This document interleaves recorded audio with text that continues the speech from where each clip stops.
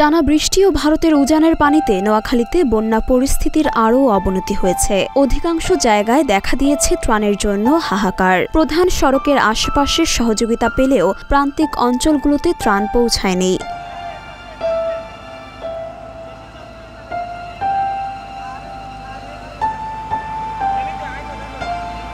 খোঁজ নিয়ে জানা গেছে, নোয়াখালীর ৮ উপজেলায় মোট ৯০৮টি আশ্রয় কেন্দ্রে প্রায় ২ লক্ষাধিক বানবাসী মানুষ আশ্রয় নিয়েছেন।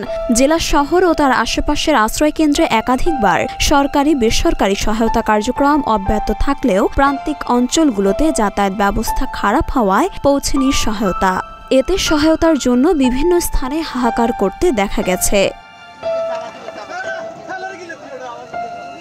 জেলা আবহাওয়া অফিস সূত্রে জানা যায়, সকাল ৯টা পর্যন্ত গত ২৪ ঘণ্টায় ১০২ মিলিমিটার বৃষ্টিপাত হয়েছে। এছাড়া সক্রিয় মৌসুমি বায়ুর প্রভাবে ভারী বর্ষণের সম্ভাবনাও রয়েছে। সমুদ্রে ৩ নম্বর সতর্ক সংকেত জারি করা হয়েছে।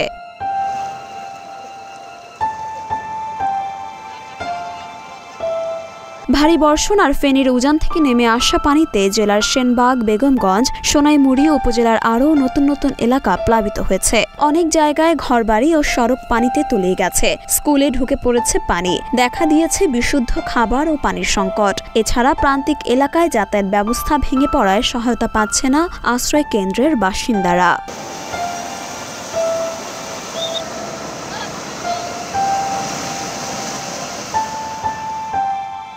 মরিয়ম মিম, ঢাকা পোস্ট।